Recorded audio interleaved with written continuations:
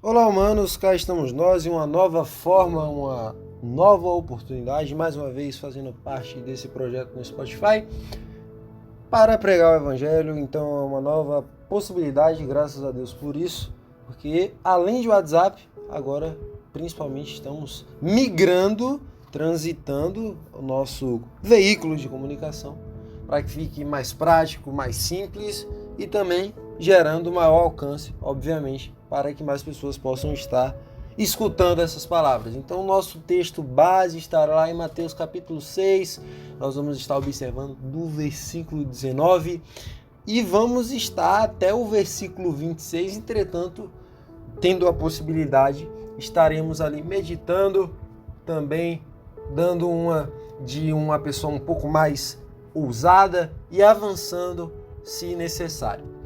Observem que o versículo 18 de capítulo 16 de Mateus vai dizer assim: para não pareceres aos homens que jejuas, mas a teu Pai que está em secreto, e teu Pai que vê em secreto te recompensará publicamente. Aqui é o versículo 18. Vejamos o 19. Não ajuntei tesouros na terra, onde a traça e a ferrugem tudo consome, e onde os ladrões minam e roubam. Mas ajuntai tesouros no céu, onde nem a traça nem a ferrugem consomem, e onde os ladrões não minam nem roubam. Porque onde estiver o vosso tesouro, aí estará também o vosso coração. A candeia do corpo são os olhos, de sorte que, se os teus olhos forem bons, todo o teu corpo terá luz. Se, porém, os teus olhos forem maus, o teu corpo será tenebroso. Se, portanto, a luz que em ti há são trevas, são grandes, quão grandes serão tais trevas? Ninguém pode servir a dois senhores, porque ou há de odiar um e amar o outro, ou se dedicará a um e desprezará o outro. Não podeis servir a Deus e a Mamon. Por isso vos digo, não andei cuidadosos quanto à vossa vida, pelo que haveis de comer e pelo que haveis de beber, nem quanto ao vosso corpo, porque pelo que haveis de vestir. Não é a vida mais do que o mantimento e o corpo mais do que o vestuário?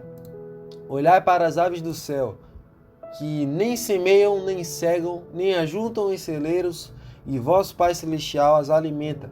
Não tendes vós muito mais valor do que elas? Então, é um texto que é tecnicamente simples, é bem aplicativo. As falas de Cristo são falas que a gente consegue ter uma compreensão mais fácil, porque ele faz muitas alusões que deixam isso bem evidenciado o que ele quer trazer a nós. Mas mesmo assim é necessário observarmos um pouco o que está sendo trazido aqui de uma maneira mais profunda. Vejam que eu destaco aqui o verso 18 e eu tinha falado que leríamos do verso 19 ao 26, mas eu acabei trazendo 18 para realizar uma contextualização, certo? O objetivo principal dos cristãos não é nem parecer com os nossos próprios cristãos. Óbvio, se você vai lá nas cartas paulinas, Paulo vai falar e imitem a mim como também imito a Cristo. Sejam meus imitadores, assim como eu também sou de Cristo. E Paulo, ele faz isso, ele chama o povo a imitar a ele, porque ele tinha um motivo para que o povo o imitasse, justamente pelo fato de que ele imitava a Cristo, porque ele mantinha evidenciados seus olhares fixos a Jesus. Então, nós não temos, primeiramente, que observar aos próprios homens que falam do Evangelho, porque eles podem tropeçar, eles podem vacilar, eles podem cometer erros que levarão a frustrações de pessoas que ainda não estão consolidadas no Evangelho. Mas um cristão concentrado, focado e firme na palavra de Deus, ele estará olhando consistentemente não ao homens que jejuam, mas ao Pai, porque ele estará fazendo isso com um desejo em seu coração. Então busquem nisso, busquem primeiro serem humildes de espírito e priorizarem a vida imitando a Jesus Cristo. Porque na nossa sociedade, vemos que os jovens de hoje, eles querem ser contaminados por outros jovens, eles querem se parecer com os seus grupinhos. E isso, em tese, afeta muito a espiritualidade de jovens que sabem da existência de Deus, acreditam que de fato há essa existência, mas que não vivem na prática do Evangelho, e você pode ser um deles, justamente pela ausência do cuidado de se portar não como um colega seu com um vocabulário imundo, com um conteúdo podre e sujo, não de como se portar como um amigo invejoso, mentiroso e que seja uma pessoa danosa aos outros, mas de parecer com Jesus Cristo. O sentido de ser santo, antes de ser purificado, de ser regenerado, de ser qualquer outra coisa, o sentido base da santidade é ser separado. Deus nos chama a ser santo porque Deus a sermos santos, porque Deus é um Deus que é separado. Separado de que? Ele é separado do pecado. Ele não se mistura com o pecado. E tendo Deus a incapacidade de se misturar com o pecado pelo seu grau altíssimo de santidade, ele convoca, ele chama o seu povo para ser santos, para serem santos, para estarem compondo a família de Deus. E esse chamado está sendo executado na sua vida. Busque ter essa mudança, essa transformação. Já que fazemos a contextualização do versículo 18, a gente pode prosseguir. Quais são os fatores que impedem de uma pessoa que tem um desejo de seguir o Evangelho viver de fato essa palavra? Aí aqui começa. Não ajunteis tesouros na terra, onde a traça e a ferrugem tudo consomem, e onde os ladrões minam e roubam. Mas ajuntai tesouros no céu, onde nem a traça nem a ferrugem consomem, e onde os ladrões não minam nem roubam. A gente pode observar esses dois versículos e só ver na questão material, certo? Aqui a gente pode fazer um contraponto justamente com os fatos que são abordados nas pregações que existem, infelizmente, em algumas igrejas evangélicas, onde há a propagação de uma divulgação de comércio, ou seja, venha para o Evangelho e você terá prosperidade. O chamado ao Evangelho, como foi bem evidenciado na nossa introdução, não é um chamado à prosperidade, certo? Talvez a consequência de você estar no Evangelho possa ser prosperidade. A gente vê muitas pessoas na palavra de Deus que prosperaram após terem um entendimento maior até mesmo acerca de Deus. A gente vê o profeta Salomão, podemos ver Abraão, podemos ver muitas outras pessoas que tiveram prosperidade. José foi um deles também. Entretanto, o foco do Evangelho não é esse. O foco do Evangelho é anunciar as boas novas trazidas principalmente por Cristo Jesus, anunciar a obra da salvação. E esses tesouros que estão falando, que estamos trabalhando aqui, não são tesouros materiais.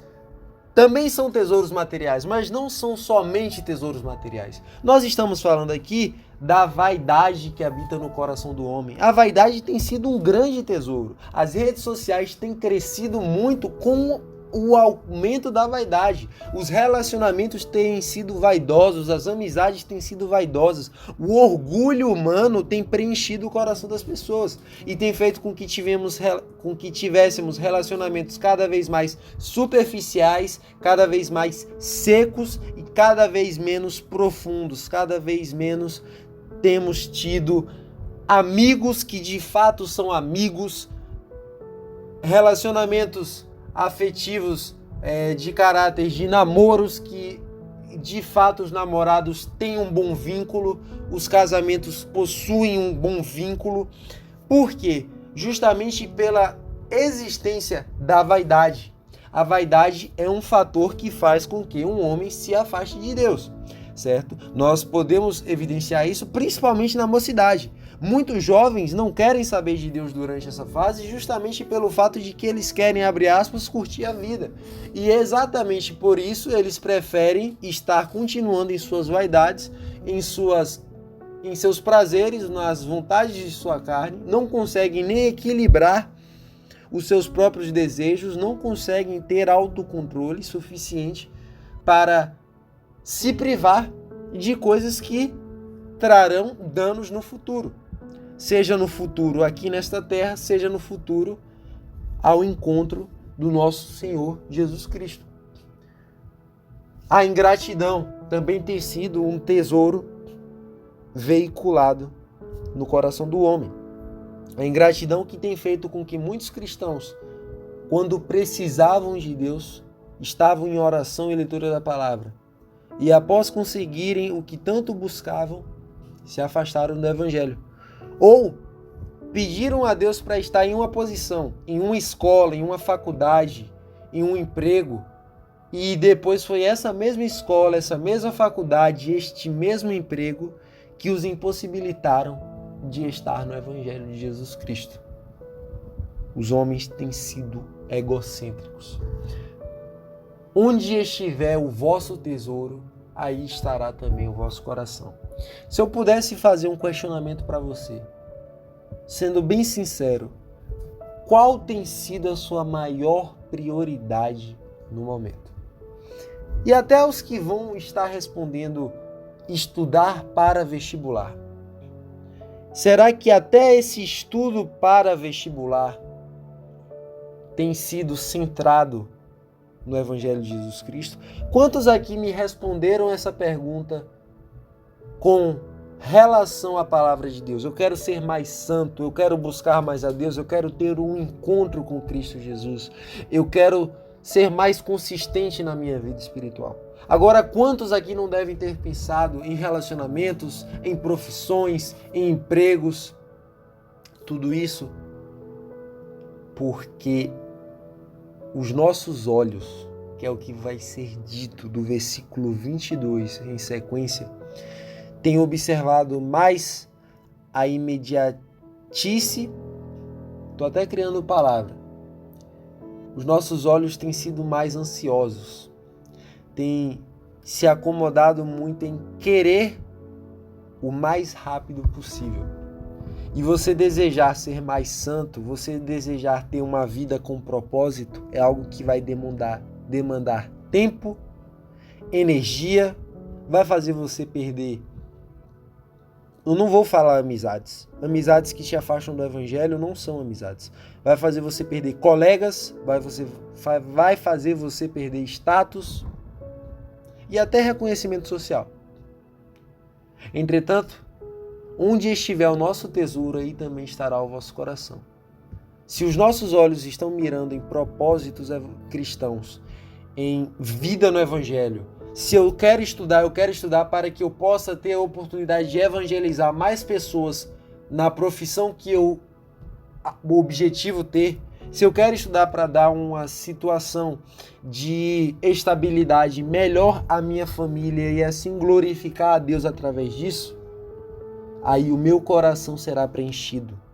Aí os meus desejos de fato serão alcançados, no sentido de que eu serei preenchido por dentro. Isso irá me alimentar, porque isso é o que vai gerar profundidade, isso é o que vai fazer com que você tenha mais intimidade e desejo por coisas que de fato valem a pena. Vocês têm sido tão banais, tão fúteis. As conversas de hoje têm sido conversas tão fatídicas ao fracasso. Hoje as redes sociais têm tomado conta dos celulares. 5 horas, 6 horas, 4 horas, 8 horas, 10 horas, um dia. E aí, chega no fim da vida do cidadão e ele fala: eu não tive tempo para falar com Deus, eu não tive tempo para viver com Deus. Deus me ignorou, Deus me esqueceu. E quando você vai olhar para trás, para toda a linearidade histórica dos fatos, este homem foi um homem rebelde o tempo todo e um homem que viveu sobre os seus prazeres e a sua vontade. Ninguém pode servir a dois senhores, porque ou há de odiar um e amar o outro. Quem você ama hoje? Você ama as coisas do alto, você ama a Deus ou você ama a si mesmo? Você ama os seus próprios desejos, você ama o próprio vocabulário sujo, você ama a própria impiedade que habita no seu coração, você ama as próprias tendências torpes, que podem habitar na sua mente, nos seus olhos ou até mesmo no seu coração relacionadas à pornografia, à imoralidade sexual. Se porém os teus olhos forem maus, o teu corpo será tenebroso. E são tenebrosas, são terrivelmente tristes os olhares das pessoas que estiveram no Evangelho e por algum motivo se afastaram de lá. E por algum motivo se secaram. Você olha no fundo dos olhos dessa pessoa e você vê uma sequidão gigante. E elas geralmente, quando uma pessoa se desvia, ela quer fazer questão que tá tudo bem com ela. E é aí que você de fato percebe que não tá nada bem. Ela quer mostrar que tá tudo no seu devido lugar e ela sabe o que tá fazendo. Mas você percebe que há um desespero gigante em seu coração. Por isso vos digo, não andeis cuidadosos quanto à nossa vida, pelo que é a vez de comer ou pelo que é a vez de beber, nem quanto ao vosso corpo, pelo que é a vez de vestir. Não é a vida mais do que o mantimento e o corpo mais do que o vestuário? Amigos, sejamos sinceros uns com os outros. A mensagem do Evangelho é a única que garante a você segurança, tranquilidade. E as coisas não têm que estar em suas mãos. Não é você que tem que saber o que está fazendo. É Deus que tem que saber o que está fazendo. E Ele sabe. Deus está ocupado, zelando, cuidando do seu povo. Entretanto, muitos que fazem parte desse povo hoje estão perdidos. E essa mensagem é para que eles retornem. E onde estão os tesouros deles? Esses tesouros que os afastaram do Evangelho, ou esses tesouros que fizeram com que pessoas nem iniciassem nessa palavra, ainda que todos esses tesouros vão estar caindo por terra, vão estar sendo destruídos e aniquilados. E o que de fato vem estar preenchendo o coração e a mente dessas pessoas sejam propósitos estabelecidos dentro da palavra de Deus. Olhai para as aves do céu, que nem semeiam, nem cegam, nem ajudam em celeiros, nem ajuntam em celeiros, e vosso Pai Celestial as alimenta. Não tendes vós muito mais valor do que elas? Se até as aves do céu, se até tudo que está na sociedade, está no planeta, se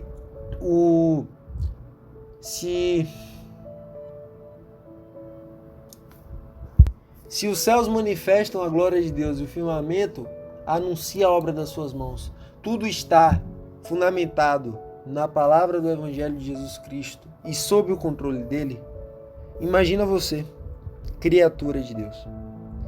Então, busquem, neste momento, estar em contato com Deus, em oração, neste exato momento, após esses áudios. Falem com Deus, meditem mais um pouco nesse capítulo e introduzam a vida de vocês uma nova perspectiva, uma nova jornada. Uma jornada de retorno ou início ao Evangelho. A vida dentro do Evangelho.